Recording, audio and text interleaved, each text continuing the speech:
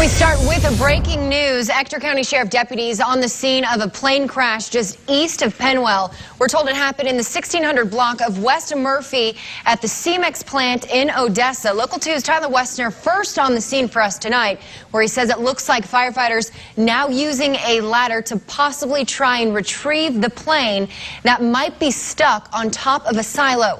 Tyler, what can you tell us? That's correct, Stephanie. I'm here live in Ector County, out the west side of Odessa. It's the CMEX cement plant. And what the Ector County sheriffs were able to confirm to me is that it is a single-engine aircraft that's stuck on the top of a cement silo that's way up in the sky. You can't see it through the camera, but you can see it with your naked eye. And with me looking at my naked eye, and also witnesses here that were with me earlier, it looks to me like a helicopter that is stuck on the top of the silo. And you can see the fire trucks with their ladders trying to get to the top, like you mentioned. And so Ector County sheriffs, they're saying single engine airplane. My eyes are telling me helicopter. We're going to follow this and bring you the latest information as we get more details. Live in Ector County, Tyler Westner, Local 2 News. All right, Tyler, thanks for that update. And again, details are scarce tonight, but we do know deputies have blocked off the entrance into the plant. We aren't sure where the aircraft was headed to or from and whether or not anyone was hurt. Be sure to stay with us, and we'll continue to bring you updates as they become available. As severe weather continues, Horace joining us now. Is flooding again a threat tonight for us? It is. It is for parts of the basin. Not everybody will see more rain, but the folks that received it yesterday will most likely get it again tonight. So get ready. Excuse me, I cleared my throat there. Let's take a look at these satellite radar composite. I showed you on the bigger picture, the regional view, the area of low pressure out to the west. It's moving to the east, and we're still seeing a decent amount of storms in the central part of the map, around Wink and Crane. Those areas still seeing some pretty stormy weather. As a matter of fact, if we zoom in to the center of the map, you can see around Pecos, Monahans, Grand Falls, even parts of Odessa seeing some rain. Tyler Westner was out there with the plane crash. You can see he had some rain gear on because it was raining, because we're still seeing rain showers in those areas. Not the heavy stuff. Here's where the heavy stuff is, but Ector's included. Ector, Ward, Winkler, Crane until 10:45.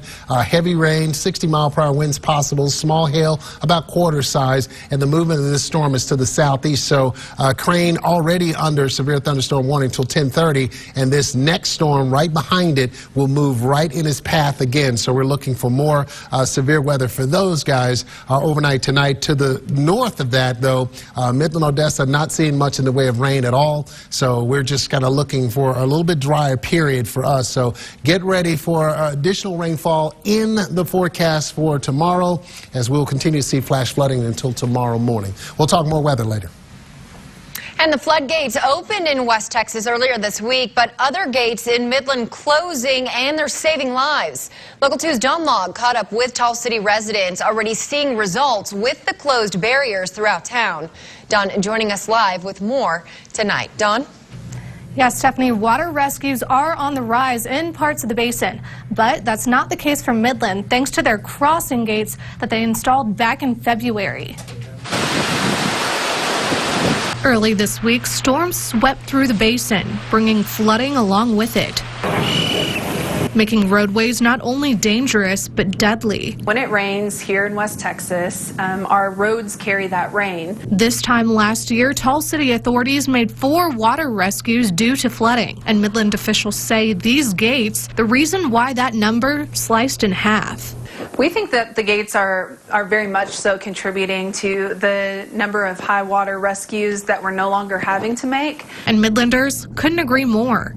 Right before these gates came out, they had a vehicle come up this road. It was really dark, and he actually got swept away. Making her thankful there's now a clear indication of unsafe conditions, even if it changes her driving route by a couple of minutes. The neighbors here in the area really enjoy it because we can make sure that people don't get into that situation again. It's way better to have these 2 little gates than for someone to lose their life. Now, on the other hand, Odessa PD responded to 7 water rescues yesterday, and that's in comparison to the single one that Midland had on Monday. Live in the control room, Dawn Log, Local 2 News. All right, Dawn, thanks for that. And sticking with Mother Nature, hail showering the Lone Star State over the past few days. According to state farm officials, there's been about 630 total hail damage claims reported to the insurance company, all from Texas residents between May 29th and 31st. Officials also telling us they expect those numbers to rise over the coming days. Meanwhile, with the increase of sitting water comes the threat of mosquito-borne illnesses. While Zika cases continue to rise in the Lone Star State, most of the cases are seen in the central and southeast parts of the state. Here's a closer look at the numbers so far. There's a total of 38 cases in the state. If you see any cases ever get reported to the basin, head over to the Department of State Health Services to find out. Layoffs at Ector. We're told the aerospace company let go employees this week, some of which work at the spaceport in Midland. Local 2's Lupi Zapata spoke with the company, who says the staff reduction is due to a new direction they're taking in space exploration. The aerospace company that played a pivotal role in the Midland International Airport receiving their federal spaceport license is making big changes. Here at the Ector office in Midland, only 12 cars sit in the parking lot. That's after employees were laid off because the company is planning to move their directions to another project, meaning job cuts. Ector's Chief Operating Officer Randy Baker released this statement, saying in part, the company is now focusing its attention to the engine and propulsion side of the business, and that their employee footprint was larger than was needed to efficiently operate. The Midland Development Corporation funded $9 million to help relocate Ector's headquarters in California to the Tall City. When you go and speak to a company that you're trying to induce to come to Midland or entice to come to Midland, and you're asking them to pick up and move all their hundreds of employees, to our city, it's a big decision. And those decisions take time. MDC Board Chairman Brent Hilliard says he doesn't think Ector's layoffs will affect the company's ability to work effectively in Midland. He says the hold on the relocation is due to compliance issues with the Federal Aviation Administration. We've actually inhibited their ability to move here by virtue of the fact that, these, not directly but indirectly, by not having FAA approval, and then also not identifying and locating a piece of land where they can do their rocket engine testing. Ector says even with the layoffs, they don't plan to leave Midland and fully expects to relocate the majority of the remaining Mojave employees to Midland over the course of the year. Lupi Zapata, Local 2 News. All right, it's a story we'll continue to watch. And staying in the Tall City, Midland College Police now becoming the third Basin Educational Institute to get body cameras for their officers. We're told UTPB installed the cameras back in 2009, and ECISD equipped their officers with the tool 5 years ago. MCPD says a grant from the Midland College Foundation funded the devices, which cost $400 apiece. One more level of protection for not only the citizens that we serve, but for the officers out there. Again, this records the events as they occur. Yes. Midland College Police Chief tells us they plan to spend time training officers next week. He hopes to have cameras on all 7 officers before the end of the month.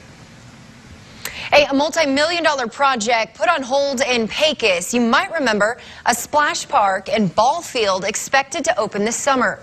Local 2's Lauren Tropez explains why the hold on the attractions.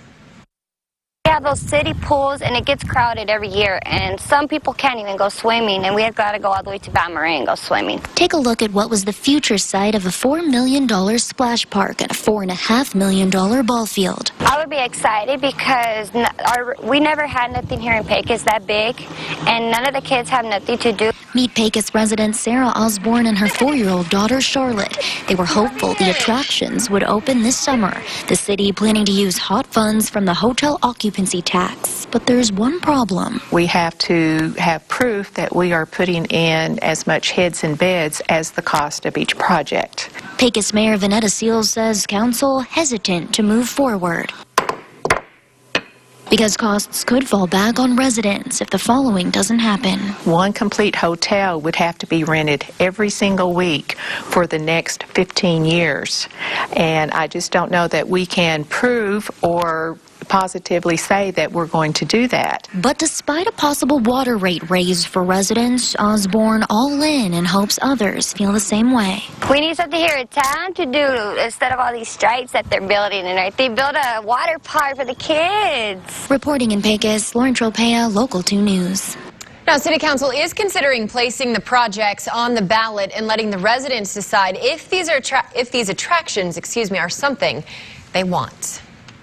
In Odessa, a burglar catches himself for police, something we can't make up. Kenneth Landreth arrested late Sunday night for burglary of Sally Beauty Supply as well as a gallery on County Road West. Reports show Landreth cut his leg on glass while breaking in, then called police, falsely reporting he was shot. Police found him at Floyd Gwynn Park and were able to connect the dots of his footprints and blood on the floor at the buildings. False reports are made to us all the time, a lot more than people realize, and unfortunately a lot of them are hard for us to solve. However, we do solve a lot of them, and it's very frustrating for us because they're a waste of our time. Landreth was transported to Medical Center Hospital and then later taken into custody. Horace joining us now, and I can't hear it anymore, but a couple minutes ago I could hear the rain, but it kind of seems like it stopped. Oh, no, there it is. Yeah, there it is. A little bit of shower activity very close to where we are right now, but the heavier stuff is to the south. We are looking for more wet weather overnight tonight, which could cause some dangerous flooding conditions. Here's a live look at our radar. It's out there, and it's happening. We're going to talk about all of these thunderstorms coming up.